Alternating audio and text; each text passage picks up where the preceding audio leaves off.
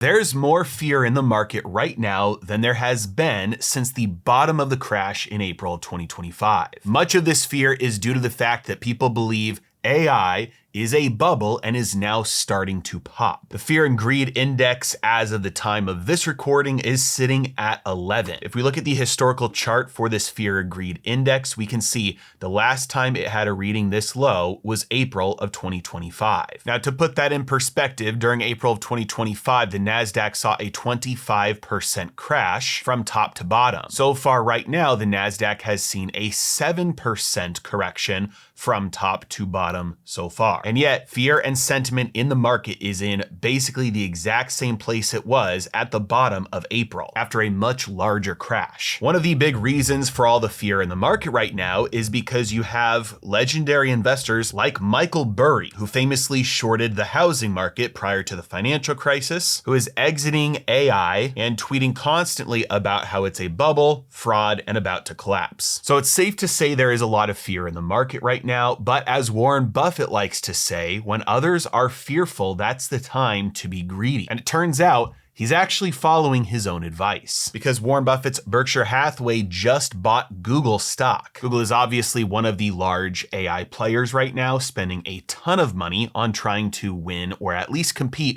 in the AI game. And Warren Buffett's Berkshire Hathaway, a company that is historically very against technology stocks, has just opened up a large stake in Google. Extreme fear tends to mark the bottom of markets, not the beginning of bear markets. And Warren Buffett deploying cash into a new sector, a new company, tends to not happen at the beginning of a bubble about to pop. But beyond the short-term market movements that are maybe going to be attributed to AI either revolutionizing industries or a bubble being popped, regardless of that, many people are curious or concerned even about the long-term future and what AI is going to do to the economy overall. Maybe you're not as concerned about how it's going to impact your 401k or your brokerage account. Maybe you're more concerned about whether it's going to take your job and leave you homeless. Well, in a recent interview, Elon Musk, who runs XAI, Twitter, SpaceX, Tesla, and others, predicted that AI is going to lead to work being optional. It will cause money to be irrelevant, and that it will eliminate poverty. But historically, that just doesn't seem to be what humans want. And in fact, it may not even be possible, and here's why. AI is just technology. It's just software. It's a tool. Qualitatively, categorically, it is no different than any other technology or tool that humans have ever invented or used. Tools are simply things that amplify human output. For the same or even less human labor input, we get more out the other end. When we started incorporating animals in farming to take over human labor, we got more output for the same input. When we started using tractors, when we got steam engines and coal and oil and airplanes and the internet, these are all technologies and tools that allowed humanity to have a lot more output for the same level of human input. In other words, we're all still working, but there's a lot more wealth that's being created today than there ever has been throughout history. And that's the story of humanity. That's how it goes. We are constantly growing. In other words, we're constantly getting more for less. And anytime there is an innovation, an invention, and progress, we are simply removing humans as the constraint in that particular area. And when human labor gets removed as the constraint in that particular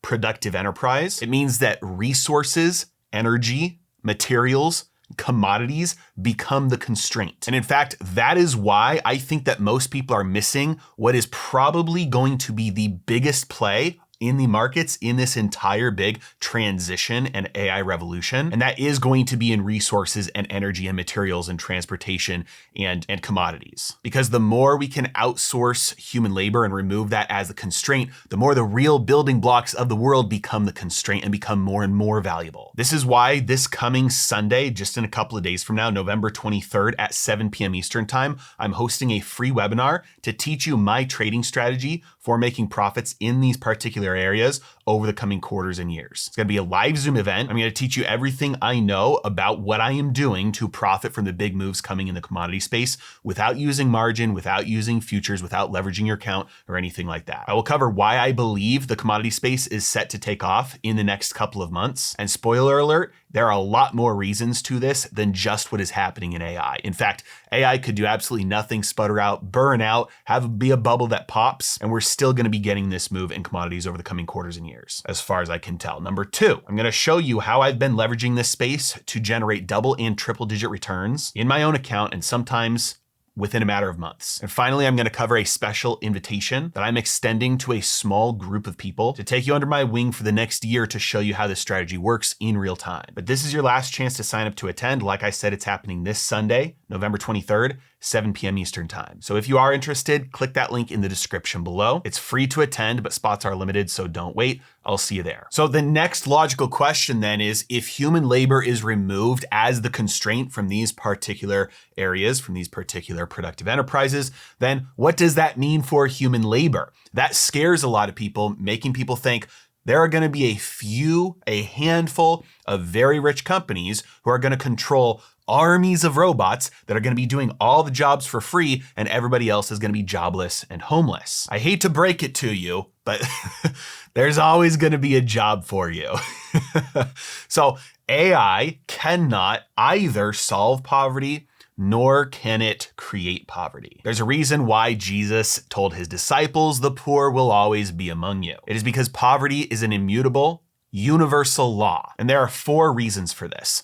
The first reason is that poverty is relative. It is not absolute. Today, the poorest 10% live better, have more wealth, live better quality lives than even kings did, even just a couple hundred years ago, and definitely all throughout history before that. Today, minimum wage employees have cars. That means transportation faster than walking anywhere they want. They have entertainment like Spotify and Netflix on demand for basically free. They have DoorDash, which means you can have any type of food from anywhere in the world delivered to your doorstep. Not to mention basics that people don't even think about anymore, like air conditioning and running hot water. Again, these are things that even kings, for the most part, didn't have access to. Heck, even like antibiotics, just modern hygiene alone. It's telling that one of the biggest problems among very poor and even homeless people is that they are sick from being obese. Obesity used to be impossible.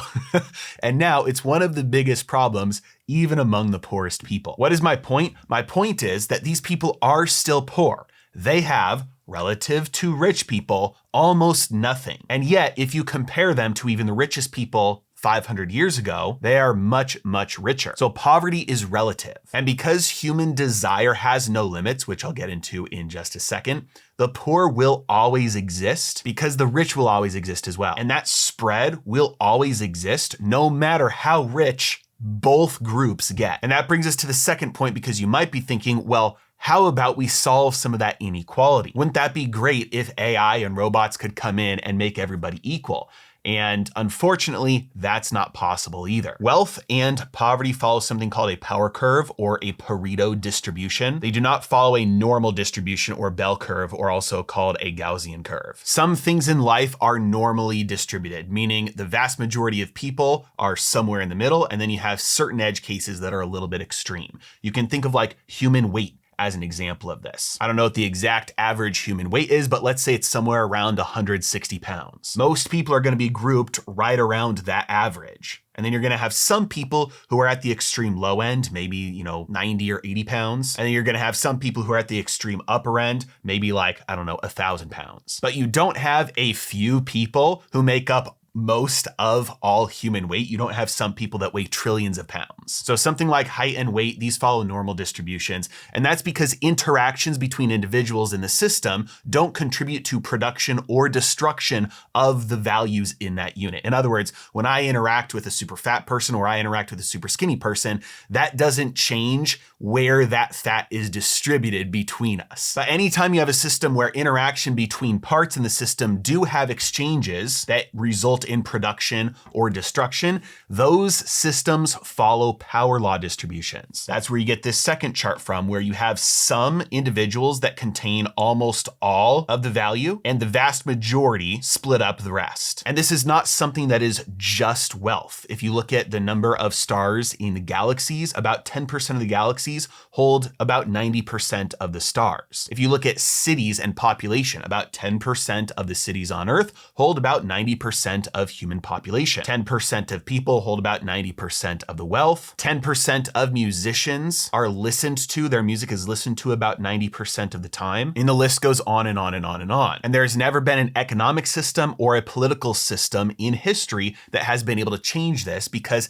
it is not a result of the rules, it's just a result of what wealth and production is. No matter how much wealth we create, no matter how much wealth we destroy, it will always be distributed according to the Pareto distribution, a power curve. And any attempts to change that don't actually change the distribution or the inequality, they just change who holds the wealth. The more free market capitalism exists, the more the productive people, the producers, hold the wealth. The more top-down and centrally controlled and communist a system is, the more the politicians and the bureaucrats and the violent control the wealth. But this is baked into nature. This is a universal law of how these systems work, which means no matter what AI does here, whether it creates a ton of wealth or destroys a ton of wealth, it will do nothing about the distribution of that wealth. So it cannot eliminate poverty because, again, poverty is relative and part of a power law distribution. Now, the third reason why AI cannot solve poverty is because poverty is the default state of humanity.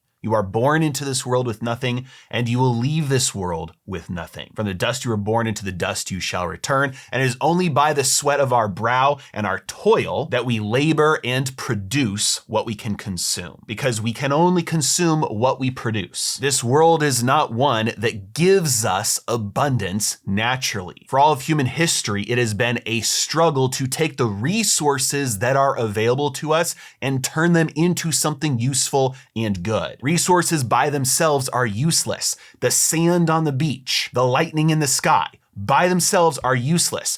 But through sheer force of will, aggressive action, and ingenuity, people have figured out how to take that lightning and shove it into the sand and create computers. These are not things that fall off the trees. Only through unfathomable work and cooperation and competition and genius have we been able to force goods from resources. Even something as simple as food is not naturally abundant on Earth. Even places like the Amazon rainforest, they have discovered now, was farmed. That is an orchard from ancient people. The food abundance there is not natural. This world is naturally chaotic and scarce. And this poverty, this lack, this nothingness is the gravity constantly tugging at humanity's ability to produce. If we are not constantly making more because we must consume, we are falling behind and slipping back into scarcity, our default state, poverty. And so humans are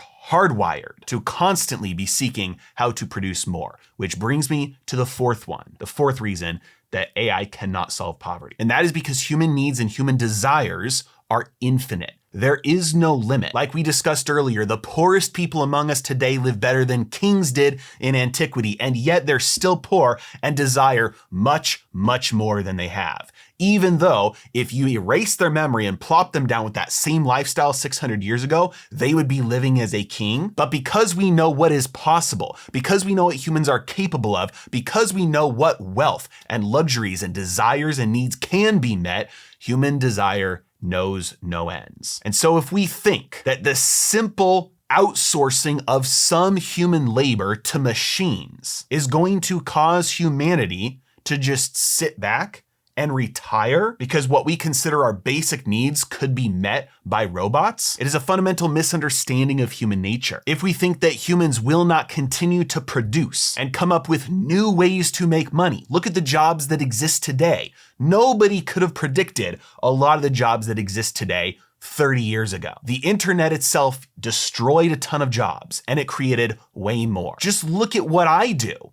What I do could not have been a job 30 or 40 years ago. Change means opportunity. And the more we outsource necessary human labor to machines, the more that frees humanity up to work on the things that we want to work on more and produce more of what we want to produce. And as long as humanity is alive, humans will desire more, which means there will always be opportunities to produce what humans want to consume. It's a good thing that humans don't have to spend all their time and labor on producing food and shelter anymore, like we used to for most of history. It's a good thing that we have outsourced human labor of doing things like simple calculations, from doing them in our heads and doing them by hand, to computers. And the more we continue down that path, the better life gets for everybody. In fact, the only way this turns out wrong is if the government steps in and prevents it from happening at all, preventing the free market from doing what it does best, which is creating more abundance for less. Don't forget, this is your last chance to sign up for my Commodities Trader event. It's happening this Sunday, November 23rd at 7 p.m. I'm going to show you my exact game plan for profiting from this massive rotation in wealth. As always, thank you so much for watching. Have a great day.